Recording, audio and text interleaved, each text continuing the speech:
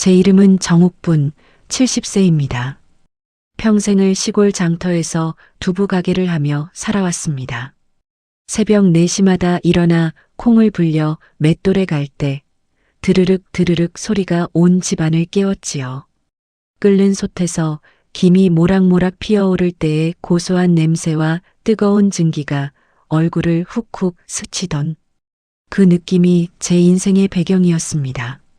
남편 48배 일찍 보내고 이 두 팔로만 아들 하나, 딸 하나를 키워냈어요. 손바닥에 굳은 살이 박이고 무릎이 쑤셔와도 매일 새벽 장터로 나갔습니다. 하얀 두부를 면포에 감쌀 때마다 우리 애들 학비 나올까? 하며 속으로 계산하곤 했지요. 그렇게 살아온 세월이 어언 50년이 흘렀습니다. 아들 김동혁은 45세 회사원이고요. 서울에서 대기업 과장이 되었고 딸 민정이는 39살 간호사입니다. 부산에서 간호사로 잘 살고 있다고 했습니다. 손주들도 생기고 이제는 편히 쉬어도 될 줄 알았어요. 그런데 어느 날 손주의 돌잔치에서조차 제 자리를 빼앗겼을 때 제 마음속에서 무언가 뚝 끊어졌습니다. 호텔 대리석 바닥을 발로 딛는 순간 그 차가운 감촉이 발바닥부터 등골까지 서늘하게 올라오더군요. 그리고 며느리 이서연은 38살인데요. 며느리의 차가운 목소리가 귓속 깊숙이 박혔습니다. 어머니, 시골 분위기가 들어오면 사진이 깨져요. 그날을 기점으로 제 삶은 완전히 다른 길 위에 서게 되었습니다. 평생 새벽마다 콩 불리는 물소리 첨벙첨벙 들으며 장터에서 두부 사세요 외치며 살아온 이 할머니가 이제는 누구 눈치도 보지 않고 제 인생을 되찾아보려 합니다. 그 이야기를 지금부터 들려드릴게요. 늦여름 아침 장터로 나가기 전 집 마당에서 콩을 씻었습니다. 물바가지에서 콩알들이 부딪히는 소리가 경쾌하게 울렸어요. 손가락 사이로 미끄러지는 콩의 매끈한 감촉이 시원했습니다. 아침 햇살이 물에 반짝이며 눈부시게 비치고 멀리서 참새들이 지저귀는 소리가 평화로웠어요. 마당 한편에 핀 코스모스가 바람에 살랑거리고 시원한 바람이 뺨을 스치며 지나갔습니다. 그런데 바로 그때 전화벨이 울렸어요. 화면을 보니 아들 이름이 떠 있더군요. 물기 묻은 손을 앞치마에 닫고 받았습니다. 엄마 안녕하세요? 목소리가 평소와 달랐어요. 언제나 엄마 뭐해? 하고 편하게 말하던 것과는 다른 어딘가 조심스럽고 딱딱한 말투였습니다. 동혁아. 무슨 일이야? 목소리가 왜 그렇게 어색해? 그게요. 잠시 침묵이 흘렀습니다.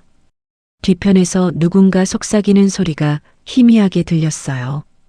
이번에 애 돌잔치 호텔에서 하기로 했거든요. 자리 배치가 좀 빠듯해서 말끝을 흐렸습니다. 그러더니 한숨을 가볍게 쉬며 덧붙였어요. 엄마는 마음만 보내주셔도 될 것 같아요. 귀에서 혈관이 뛰는 소리가 났습니다. 며느리의 목소리가 작지만 또렷하게 들렸어요. 네, 어머니.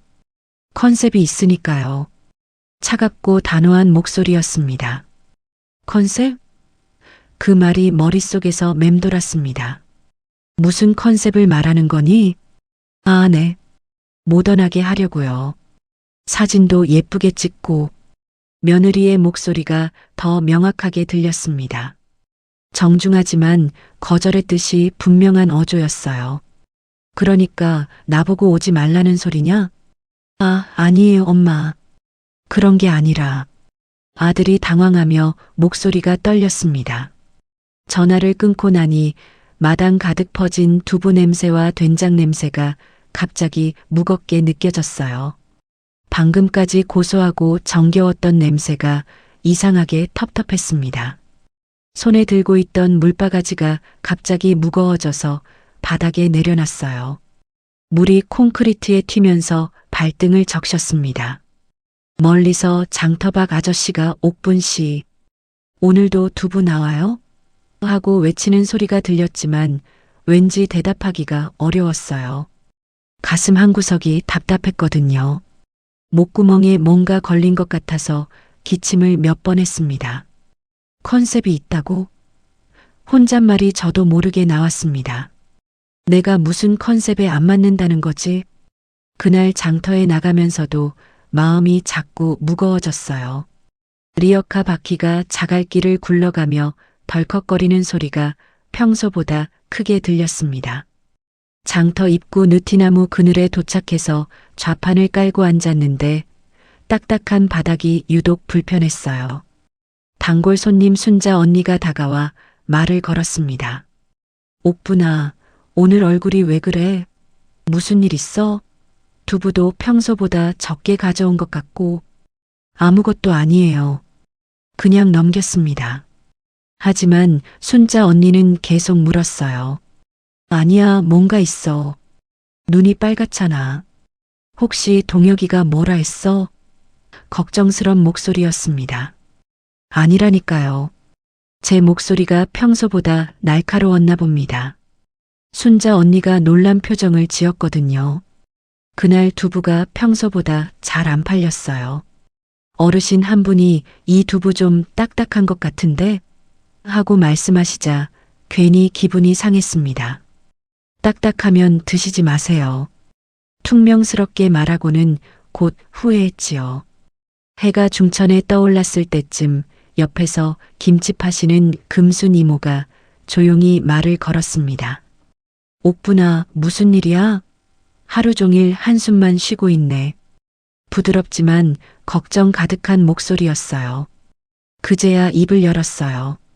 금순아, 나보고 컨셉에 안 맞는다는데 그게 무슨 뜻인 줄 알아? 컨셉?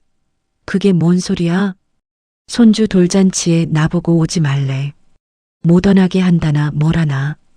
금순 이모가 혀를 찼습니다. 어휴, 그게 무슨 소리야. 할머니가 어떻게 손주 돌잔치에 안 가?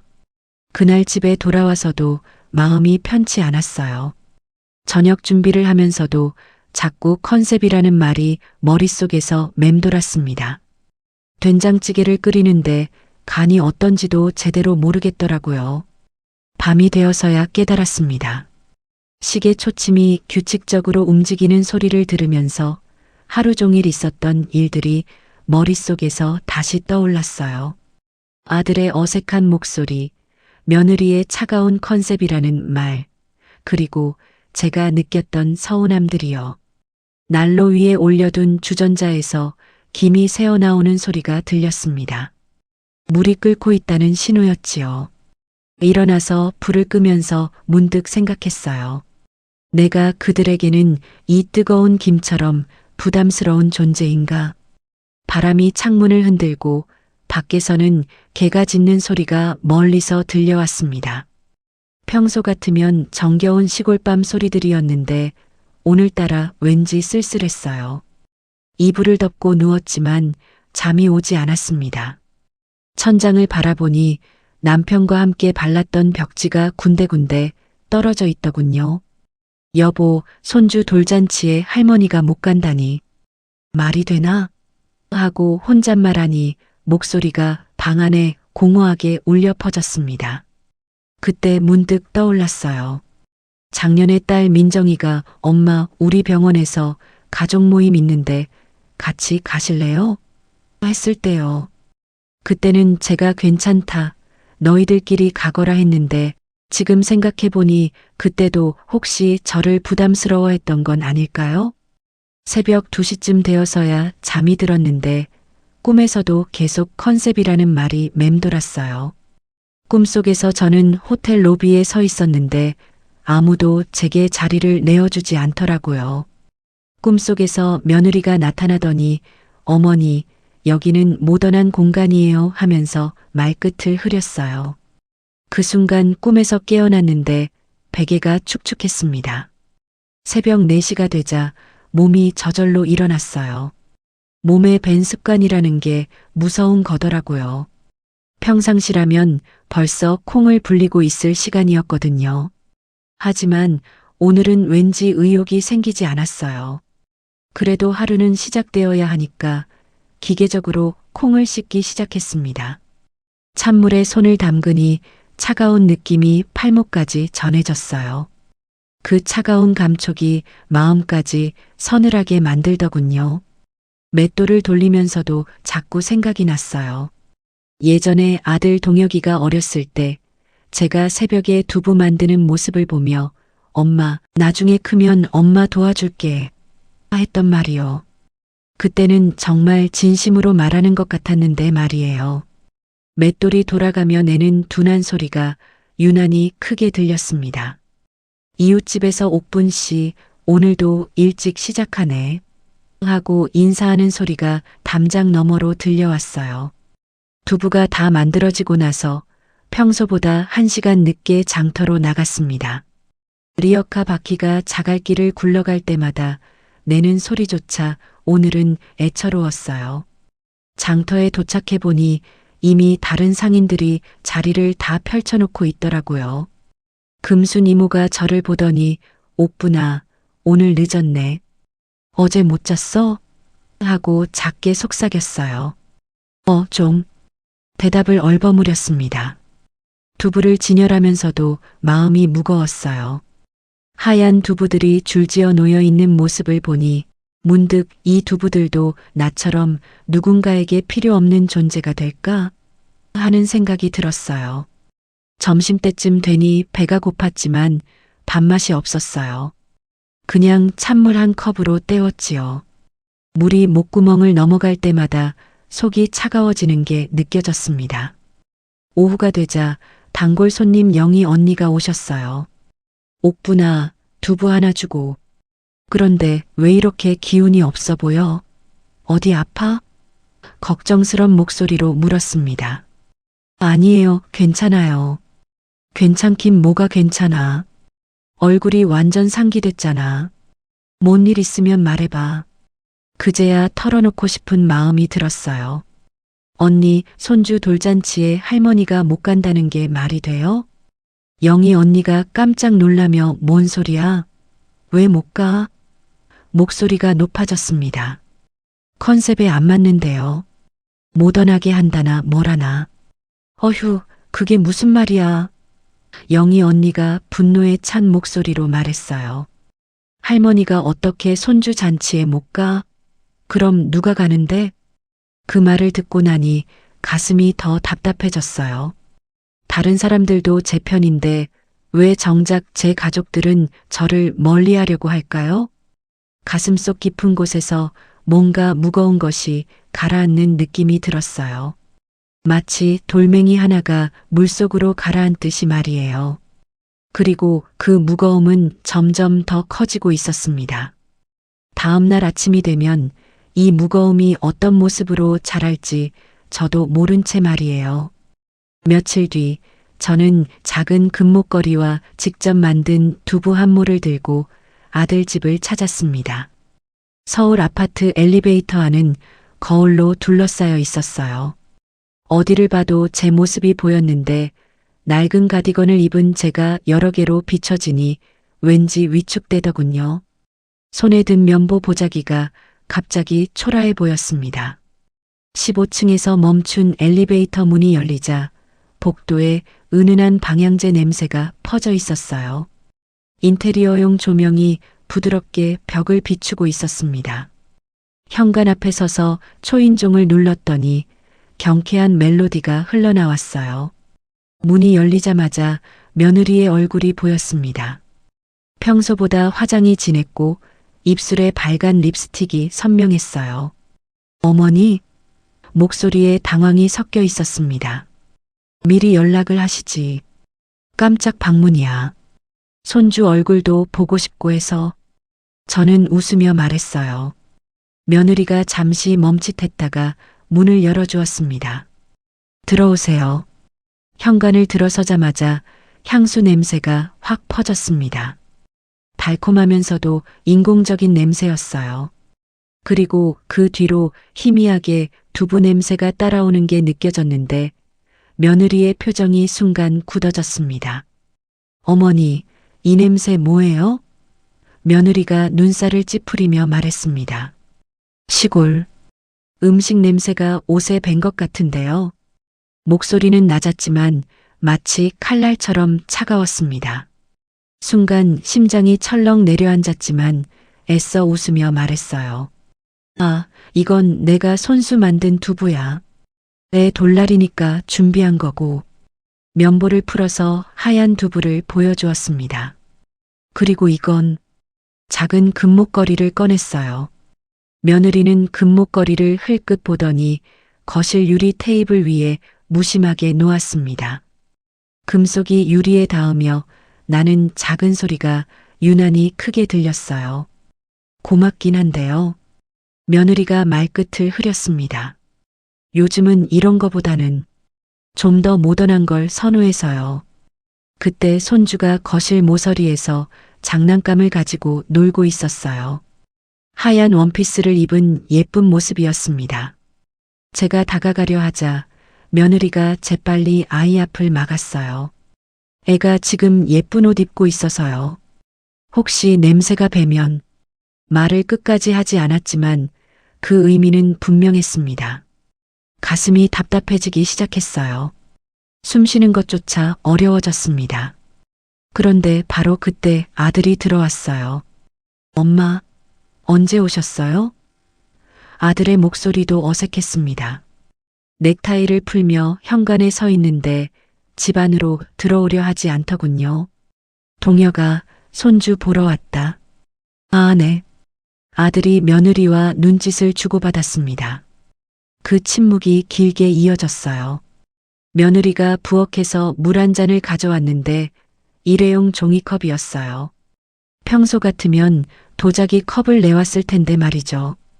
그 작은 차이가 마음을 더욱 서늘하게 만들었습니다.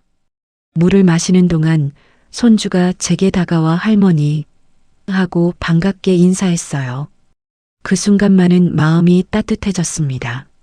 하지만 며느리가 곧바로 아이를 데려갔어요. 얘야, 할머니는 바쁘시니까. 바쁘다고요? 저는 반문했습니다. 손주 보러 온 건데 뭐가 바빠?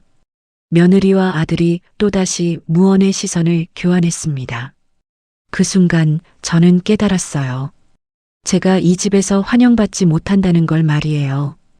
거실에 걸린 가족 사진들을 보니 제가 없는 사진들만 있었어요. 아들 가족만의 행복한 모습들. 저는 그 어떤 프레임 안에도 없었습니다. 그럼 이만. 저는 일어서며 말했어요. 그때까지 제 발밑에 대리석 바닥이 냉장고 속 얼음처럼 차가웠습니다. 그 차가움이 발바닥을 통해 온몸으로 스며들었어요. 현관에서 신발을 신는데 손이 떨려서 끈을 제대로 묶기가 어려웠습니다. 문을 나서면서 뒤돌아보니 며느리가 창문을 열고 있었어요. 환기를 하는 모습이었습니다. 제가 떠나자마자 말이에요. 엘리베이터를 기다리는 동안 복도의 방향제 냄새가 더욱 진하게 느껴졌습니다. 그리고 그 냄새 속에서 제 옷에 밴 두부 냄새가 갑자기 부끄럽게 여겨졌어요. 집으로 돌아가는 지하철 안에서 창문에 비친 제 모습을 보았습니다. 초라한 가디건, 낡은 가방, 그리고 굳어진 표정. 컨셉에 맞지 않는다는 며느리의 말이 새삼 이해가 되었어요. 하지만 동시에 분노가 치밀어 올랐습니다. 평생 저를 키워준 할머니인데 손주 하나 제대로 안아보지도 못하게 하다니. 가슴속 깊은 곳에서 그 돌멩이가 더 단단해지는 걸 느꼈어요. 이제는 돌이 아니라 바위처럼 무거워진 것 같았습니다. 그리고 그 바위는 점점 더 커져가고 있었어요. 돌잔치 당일 저는 평생 입어본 적 없는 정장 한복을 차려입고 호텔 로비에 도착했습니다.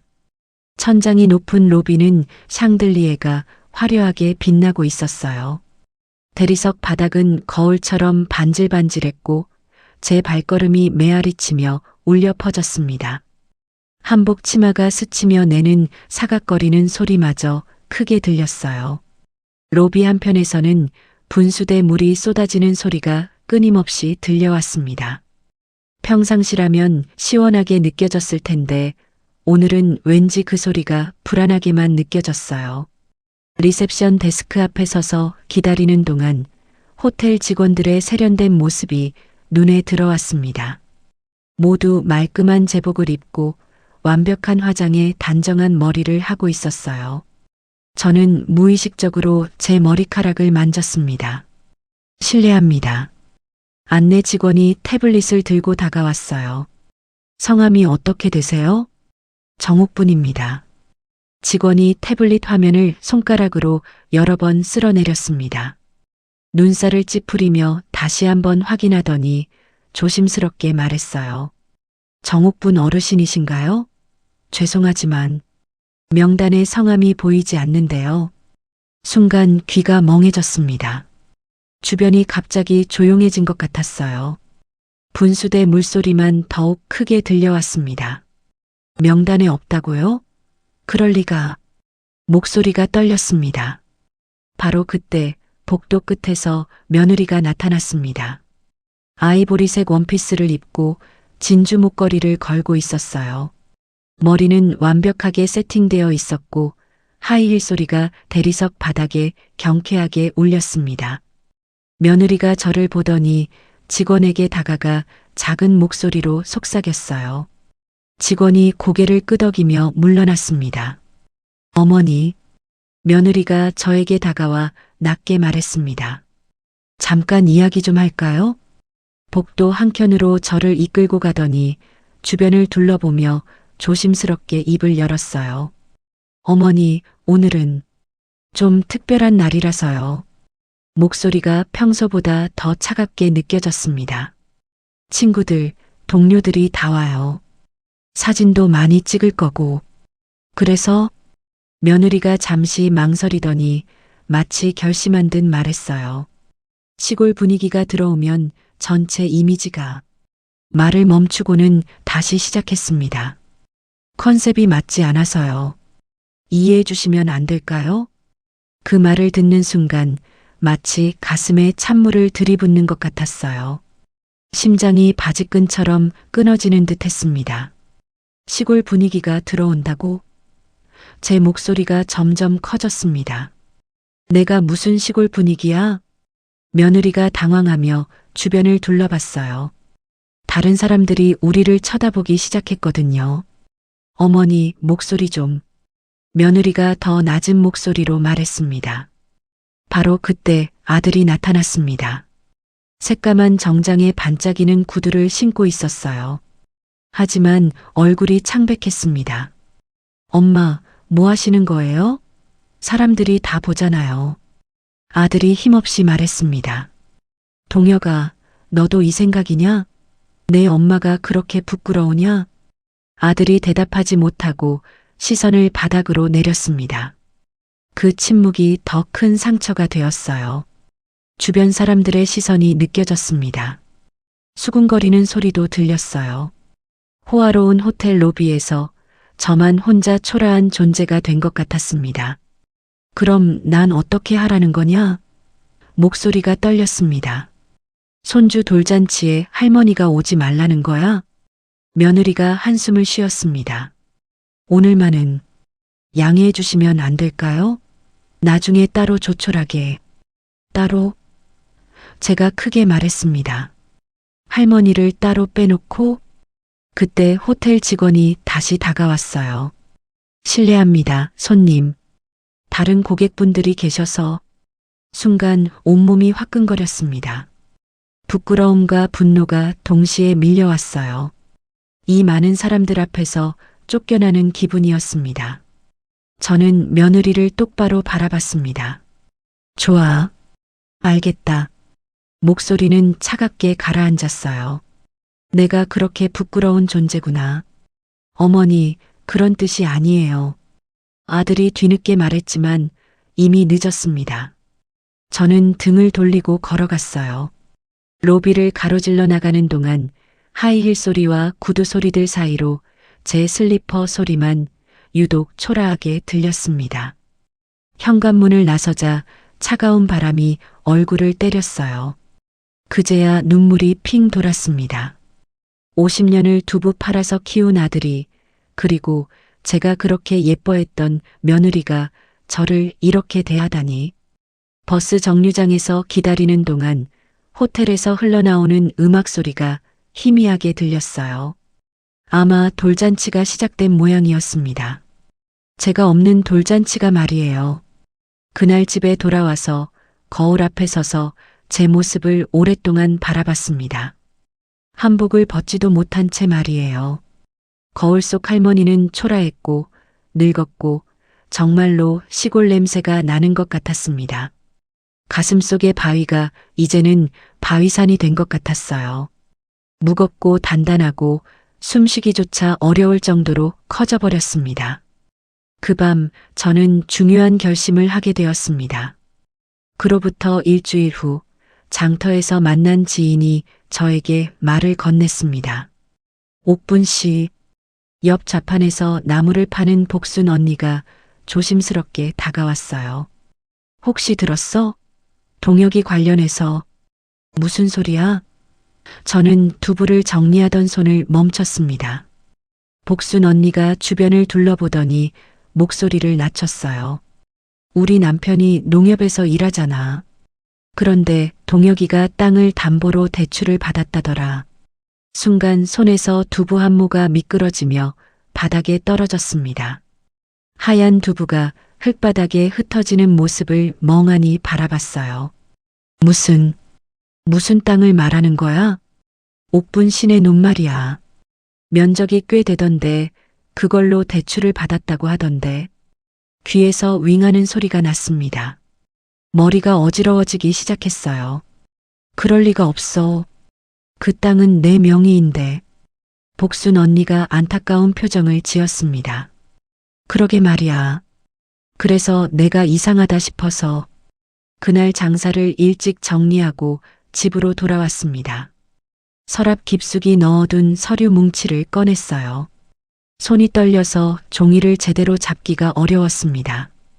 등기부등본을 펼쳐보니 땅의 소유자는 분명 제 이름이었습니다. 하지만 다른 서류들을 하나씩 살펴보던 중 낯선 문서를 발견했어요. 근저당 설정 계약서. 남편이 세상을 떠나기 전에 작성한 서류들 사이에 끼어 있었는데 제가 본 적 없는 문서였습니다. 서명란을 보니 제 이름이 적혀 있었지만 필체가 낯설었어요. 더 충격적인 것은 공동보증일란에 아들의 이름과 도장이 찍혀 있다는 것이었습니다. 그런데 그 옆에는 며느리 도장까지 나란히 찍혀 있었어요. 이게 뭐야? 중얼거리며 서류를 다시 들여다봤습니다.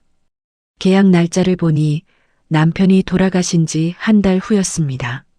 제가 상심해서 아무것도 할 수 없을 때 아들이 엄마 서류 정리하는 거 도와줄게라고 했던 그때였어요. 그제야 기억이 났습니다. 그때 아들이 엄마 여기 도장 좀 찍어줘. 보험 서류야라고 했던 것이. 저는 아무 의심 없이 도장을 찍어줬었지요. 손에서 서류가 떨어졌습니다. 종이가 바닥에 흩어지는 소리가 마음을 더욱 무겁게 만들었어요. 급하게 전화를 걸었습니다. 동혁아, 엄마야. 아, 엄마. 무슨 일이세요? 아들의 목소리가 평상시와 달랐어요. 뭔가 경계하는 듯한 어조였습니다. 너, 우리 논을 담보로 대출받았다는 게 사실이냐? 전화 너머로 긴 침묵이 흘렀습니다. 그 침묵이 모든 것을 말해주고 있었어요. 엄마, 그게... 아들의 목소리가 점점 작아졌습니다. 대답해. 사실이냐 아니냐? 네. 마침내 나온 대답이었습니다. 그 순간 온몸에 힘이 빠졌습니다. 의자에 주저앉으며 전화기를 꽉 쥐었어요. 왜 내가 모르게 그런 짓을 했니? 엄마, 사정이 있었어요. 회사에서 투자 기회가 있어서 잠깐만 쓰고 바로 갚으려고 했는데. 잠깐만? 목소리가 떨렸습니다. 그게 잠깐만이야? 전화 너머로 며느리의 목소리가 희미하게 들렸어요. 빨리 끊어 하는 소리 같았습니다. 엄마, 나중에 자세히 설명드릴게요. 지금은 좀. 동혁아, 소리쳤지만 이미 전화는 끊어진 상태였습니다. 그날 밤 저는 남편의 유품을 하나씩 꺼내봤습니다. 낡은 옷가지들, 안경, 그리고 그가 늘 쓰던 수첩. 수첩 마지막 장에서 남편의 글씨를 발견했어요. 옥분아, 이 땅만은 내가 꼭 지켜라. 우리 평생 일군 거다. 누구에게도 넘기지 마라. 그 글씨를 보니 눈물이 왈칵 쏟아졌습니다. 남편이 돌아가기 전 마지막으로 저에게 당부했던 말이었어요. 여보, 중얼거리며 수첩을 가슴에 안았습니다. 내가 지키지 못했어. 그제야 모든 것이 명확해졌습니다. 돌잔치에서 저를 밀어낸 이유, 집에 오는 걸 꺼려하는 이유, 그리고 갑자기 차가워진 태도까지. 모든 것이 이 땅 때문이었구나. 새벽까지 잠이 오지 않았어요. 창밖으로 들려오는 바람소리마저 슬프게 느껴졌습니다. 그리고 다음 날 아침, 저는 평생 한 번도 해본 적 없는 결심을 했습니다. 더 이상 당하고만 있지 않겠다고. 제 인생은 제가 지키겠다고 말이에요. 다음 날 아침, 평소와 달리 화장을 진하게 하고 가장 좋은 옷을 입었습니다. 거울을 보니 낯선 제 모습이었어요. 입술에 발간 립스틱까지 바르고 나니 마치 전쟁터에 나가는 장군 같은 기분이었습니다. 좋아, 정옥분. 이제 시작이야. 첫 번째로 향한 곳은 행정복지센터였습니다. 어머니, 오늘 어쩐 일로 이렇게 일찍 오셨어요? 창구 직원 김주무관이 깜짝 놀라며 말했어요. 제가 평소에 이런 곳에 올 일이 별로 없었거든요. 기초연금 추가 신청하러 왔어요. 그리고 독거노인 지원 프로그램도 알아보고 싶고요. 김주무관이 서류를 꺼내며 설명해 주었습니다. 어머니, 독거노인 지원을 받으시려면 가족관계 확인이 필요해요. 혹시 따로 사시는 이유가? 아들이 있긴 한데 연락이 안 돼요. 담담하게 말했습니다. 요즘 젊은 사람들 다 바쁘잖아요. 거짓말은 아니었어요. 실제로 아들은 제 전화를 받지 않고 있었으니까요. 서류를 작성하는 동안 옆에서 기다리고 있던 박 할머니가 말을 걸었어요. 옥분 씨, 웬일로 여기 와? 무슨 좋은 일 있나? 좋은 일이라. 저는 웃으며 말했어요. 앞으로 좋은 일이 생길 거예요. 두 번째로 향한 곳은 부동산 중개사무소였습니다. 어르신, 어떤 땅을 말씀하시는 건가요? 공인중개사 이사장이 안경을 고쳤으며 물었어요. 저는 등기부등본을 내밀었습니다. 이논이요. 매각 상담을 받고 싶어서요. 이 사장의 눈이 커졌습니다. 어머, 이 땅이면 위치도 좋고 면적도 꽤 되는데요. 요즘 이 지역 개발 예정이라서 가격이 많이 올랐어요. 얼마나 올랐는데요? 최소 3억은 받으실 수 있을 것 같은데요. 아니, 잘하면 4억도. 제 눈이 번쩍 뜨였습니다. 정말요? 네, 확실해요. 그런데 혹시 가족분들하고는 상의해 보셨나요? 제 땅인데 왜 상의를 해요? 저는 단호하게 말했습니다. 언제든지 팔 수 있다는 거죠? 물론이죠. 하지만 근저당이 설정되어 있네요. 이건 먼저 해결하셔야. 그것도 해결할 수 있어요? 당연하죠. 매각 대금으로 대출부터 상환하고 나머지는 어르신이 가져가시면 되니까요.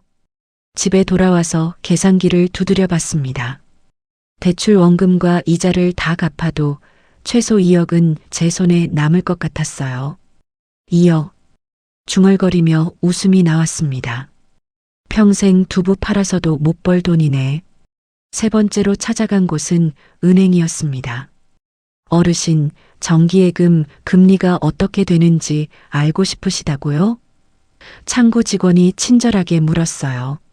네, 그리고 노후연금 상품도 있으면 설명 좀 해주세요. 직원이 여러 상품을 설명해 주는 동안 저는 머릿속으로 계산을 했어요. 2억을 잘 굴리면 매달 연금처럼 받을 수 있겠더라고요. 참, 그리고 계좌도 하나 더 만들고 싶어요. 아무도 모르는 비밀 계좌로요. 직원이 웃으며 말했어요. 비밀 계좌라고 하시니 재미있으시네요. 당연히 어르신 명의니까 비밀이죠. 네 번째로 간 곳은 의외의 장소였습니다. 미용실. 어머, 옥분 언니. 웬일로 파마하러 오셨어요? 미용사 영자가 깜짝 놀라며 말했어요. 오늘 기분이 좋아서 머리도 염색하고 싶고. 염색요? 언니가? 응. 요즘 할머니들도 다 하더라고. 나만 늙어 보이면 안 되잖아. 파마를 하고 염색을 하는 3시간 동안 저는 계속 미소를 지었어요. 거울 속에서 점점 달라지는 제 모습을 보니 신기했습니다. 와, 완전히 다른 사람 같아요. 영자가 감탄하며 말했어요. 20년은 젊어 보여요. 마지막으로 들른 곳은 옷가게였습니다. 어머니, 어떤 스타일을 찾으세요? 점원이 물었어요. 젊어 보이는 걸로요. 그리고 잠시 망설이다가 말했어요. 모던한 걸로요. 모던한 스타일이요? 네. 아주 모던하게요. 새 옷을 입고 거울을 보니 정말 다른 사람 같았어요. 며느리가 그토록 좋아하는 모던한 스타일로 말이에요. 집에 돌아와서 핸드폰을 꺼냈습니다. 아들에게 문자를 보냈어요. 동혁아, 내일 오후 2시에 집에 와라. 며느리도 같이. 중요한 이야기가 있다. 잠시 후 답장이 왔습니다. 엄마, 갑자기 왜요? 무슨 일이세요? 저는 씩 웃으며 답장했어요. 와서 알아라. 깜짝 놀랄 거야. 그날 밤 거울 앞에 서서 새로운 제 모습을 바라봤습니다. 파마한 머리, 염색한 머리카락, 그리고 새 옷을 입은 모습. 정옥분, 이제 진짜 시작이야. 거울 속에 저에게 말했어요. 50년 동안 당하기만 했지만 이제는 달라질 거야. 서랍에서 도장을 꺼내서 손에 쥐었습니다. 이 작은 도장이 이렇게 중요한 줄 몰랐어요. 앞으로는 이 도장을 함부로 찍지 않을 거예요. 내일이면 모든 것이 달라질 거예요. 아들도 며느리도 그리고 저 자신도 말이에요. 다음 날 오후 1시 50분 저는 거실에 앉아서 시계를 바라보고 있었습니다. 새로 산 베이지색 블라우스와 검은 바지를 입고 파마한 머리를 단정히 빗어 넘긴 모습. 거실 테이블 위에는 각종 서류들이 가지런히 정리되어 있었어요. 등기부등본, 근저당 설정 계약서, 그리고 부동산 매매 계약서까지. 딩동. 초인종 소리가 울렸습니다. 문을 열자 아들과 며느리가 서 있었어요. 둘 다 제 변화한 모습을 보고 깜짝 놀란 표정이었습니다. 엄마, 머리를. 아들이 당황하며 말했어요. 어머니, 완전히 다른 사람 같으세요. 며느리도 놀라며 말했지만 어딘가 경계하는 눈빛이었어요. 들어와. 저는 담담하게 말했습니다. 커피 타줄까? 아, 네. 고맙습니다. 며느리가 어색하게 대답했어요. 거실에 앉은 두 사람 앞에 서류를 펼쳐 놓았습니다. 그리고 스마트폰을 테이블 중앙에 놓았어요. 뭐 하시는 거예요? 아들이 불안해하며 물었습니다. 녹음하는 거야. 저는 차분하게 말했어요. 오늘 하는 이야기가 중요하니까. 며느리가 아들과 시선을 주고받았습니다. 둘 다 긴장한 기색이 역력했어요. 먼저 이것부터 보자. 근저당 설정 계약서를 내밀었습니다. 이게 뭔지 아니?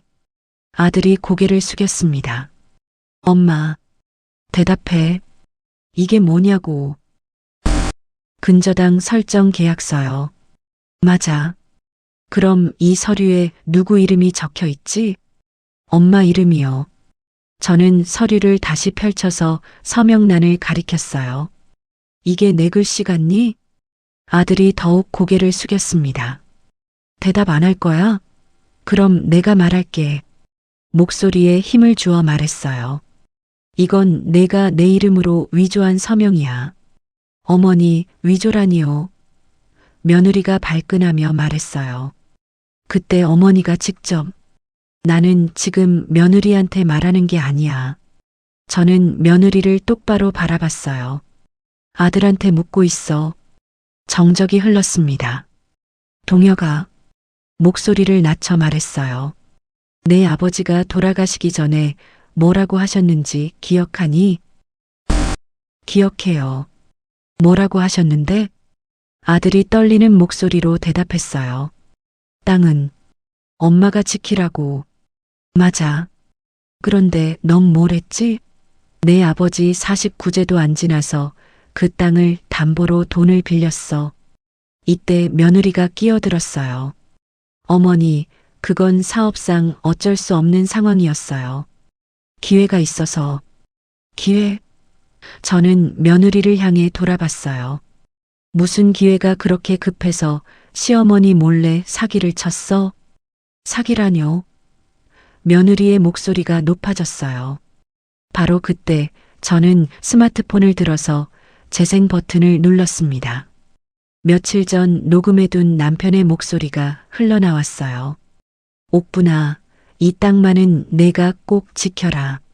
우리 평생 일군 거다. 누구에게도 넘기지 마라. 거실이 조용해졌습니다. 아들의 얼굴이 하얗게 변했어요. 이 목소리 누구 건지 알지? 저는 조용히 말했어요. 아버지. 아들이 작은 목소리로 말했어요. 그래, 내 아버지야. 돌아가시기 전 마지막으로 나한테 하신 말씀이야. 며느리가 입술을 깨물었습니다. 그런데 말이야. 저는 부동산 매매 계약서를 꺼냈어요. 나는 이미 결정했어. 뭘 결정하셨는데요? 며느리가 떨리는 목소리로 물었어요. 이 땅을 팔기로 했어. 뭐라고요? 아들이 벌떡 일어섰어요. 앉아. 차분하지만 단호하게 말했어요. 아직 할 말이 많이 남았어. 아들이 다시 앉았습니다. 3억 8천만 원에 팔기로 계약했어. 대출금 1억 5천만 원 갚고 나면 2억 3천만 원이 남지. 며느리가 눈을 크게 뜨며 말했어요.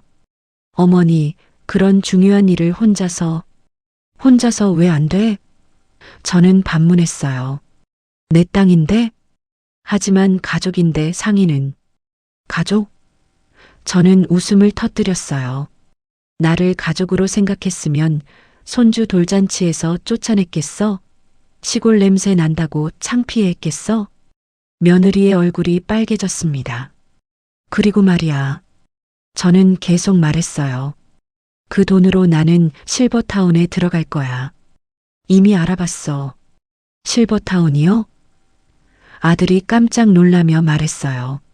응. 바닷가 근처에 있는 좋은 곳이야. 내 돈으로 내가 들어가는 거니까 누구 눈치도 안 보고 살 수 있겠더라.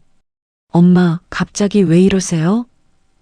아들이 울먹이며 말했어요. 저는 아들을 똑바로 바라봤어요. 동혁아, 내가 나한테 뭘 했는지 알고는 있니? 엄마, 50년을 새벽마다 일어나서 두부 만들어서 너 키웠어. 내가 대학 갈 때도 결혼할 때도 집 살 때도 내가 도왔지. 그런데 내가 나한테 한 게 뭐야? 목소리가 점점 커졌습니다. 손주 돌잔치에서 쫓아내고 시골 냄새 난다고 창피해하고 심지어 내 몰래 내 땅을 담보로 돈까지 빌렸어. 아들이 고개를 들지 못했어요. 그래서 말이야. 저는 결론을 내렸어요. 이제부터는 내 인생은 내가 살 거야. 너희 눈치 보지 않고. 며느리가 마침내 폭발했어요. 어머니, 그럼 저희는 어떻게요? 대출금은 어떻게 갚고? 그건 너희가 알아서 해. 저는 단호하게 말했어요. 내가 왜 너희 대출금을 갚아줘야 해? 하지만 그 돈으로 사업을 하려고. 사업? 저는 비웃듯 말했어요. 그 사업이라는 게 뭔데? 또 누구 돈 갖다 쓰려고? 정적이 흘렀습니다.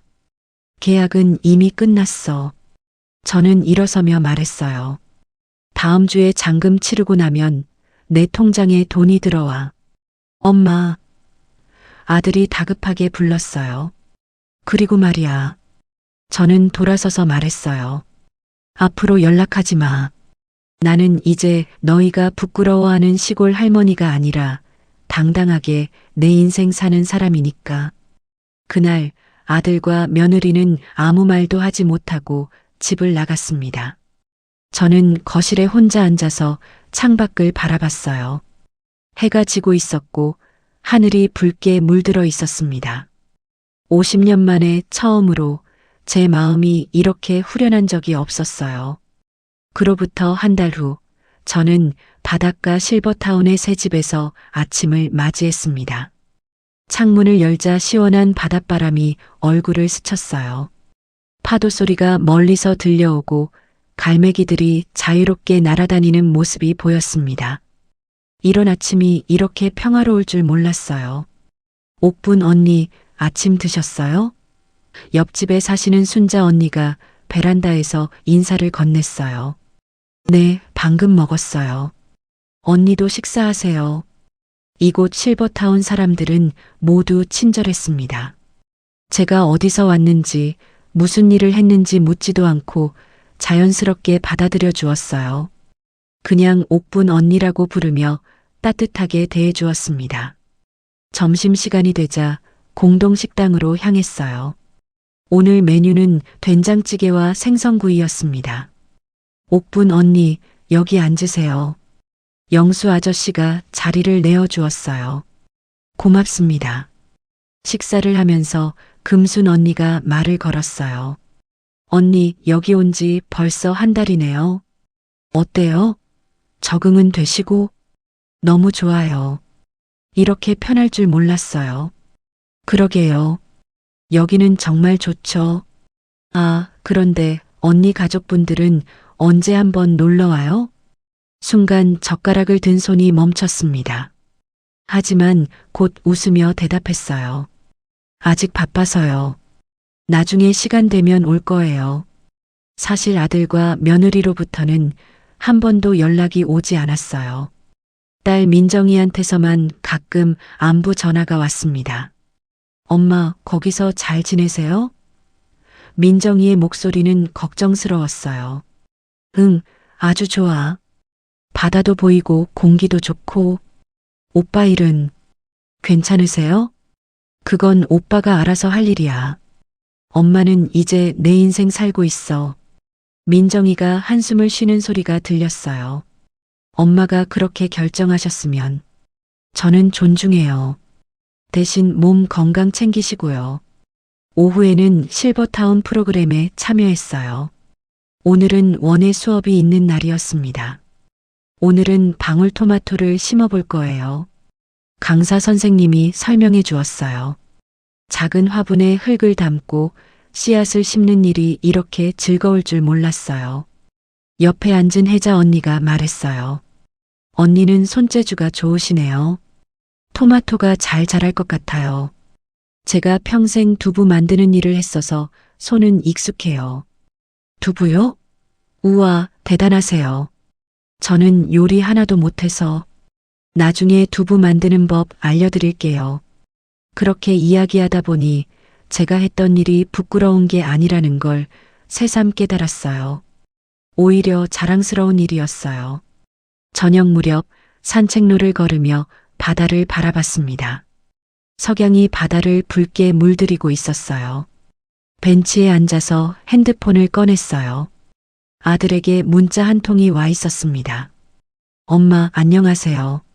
그동안 연락 못 드려서 죄송해요. 엄마께서 건강하시다니 다행입니다. 저희도 반성하고 있어요. 문자를 읽고 나서 한참을 생각했어요. 화가 났던 마음이 완전히 사라진 건 아니었지만 미움도 많이 줄어들었더라고요. 답장을 보냈습니다. 건강하게 잘 지내고 있어. 너희도 몸 조심해라. 그것만으로 충분했어요. 용서는 아니더라도 미움을 놓아버리는 것만으로도 마음이 한결 가벼워졌습니다. 다음 날 아침 거울 앞에 서서 제 모습을 바라봤어요. 파마한 머리가 자연스럽게 내려왔고 얼굴에는 편안한 미소가 떠 있었습니다. 정옥분, 잘했어. 거울 속에 저에게 말했어요. 이제 진짜 내 인생을 살고 있구나. 그때 문득 남편의 목소리가 생각났어요. 옥분아, 이 땅만은 내가 꼭 지켜라. 여보, 혼자 중얼거렸어요. 땅은 팔았지만 나는 지켰어요. 내 존재를 지켰어요. 부엌에서 아침을 준비하면서 이상하게 마음이 따뜻했어요. 혼자 사는 게 이렇게 평화로울 줄 몰랐습니다. 토스트를 구우면서 창밖을 봤어요. 바다에서 해가 떠오르고 있었고 새로운 하루가 시작되고 있었습니다. 사람의 가치는 돈으로 정해지지 않아요. 혼잣말처럼 말했어요. 존중으로 지켜지는 거예요. 그날 오후 공동 라운지에서 다른 어르신들과 차를 마시고 있을 때였어요. 영희 언니가 물었어요. 옥분 언니, 여기 와서 가장 좋은 점이 뭐예요? 잠시 생각해 보다가 대답했어요. 아무도 저를 무시하지 않아요. 그리고 제가 누구인지 설명할 필요도 없고요. 그냥 있는 그대로 받아들여 주세요. 맞아요. 여기는 그런 곳이에요. 영희 언니가 웃으며 말했어요. 저녁에 혼자 있을 때 창가에 앉아서 일기를 썼어요. 오늘로 실버타운에 온 지 35일째. 매일이 평화롭다. 아무도 나에게 시골 냄새 난다고 하지 않고 아무도 나를 부끄러워하지 않는다. 여기서는 내가 그냥 정옥뿐이다. 70년을 살아온 한 사람으로 존중받는다. 오늘 방울토마토 싹이 났다. 작지만 푸른 잎이 돋아나는 모습을 보니 내 인생도 이제 새싹을 틔우는 것 같다. 동혁이에게서 문자가 왔다. 미안하다는 말은 없었지만 그래도 안부는 물었다. 마음이 조금 누그러졌다. 미워하며 사는 것보다는 평온하게 사는 게 낫다. 일기를 쓰고 나서 베란다로 나갔어요. 밤바다가 달빛에 반짝이고 있었습니다. 고맙습니다. 바다를 향해 말했어요. 이렇게 새로운 시작을 할 수 있게 해주셔서. 그리고 깨달았어요. 꽃바구니는 버려졌지만 제 자존심은 더욱 단단히 피어올랐다는 것을. 이제 저는 누구의 눈치도 보지 않아도 되는 사람이 되었어요. 제 돈으로, 제 선택으로, 제 의지로 살아가는 당당한 사람 말이에요. 그날 밤 저는 오랜만에 깊고 편안한 잠을 잤습니다. 파도 소리를 자장가 삼아서 말이에요.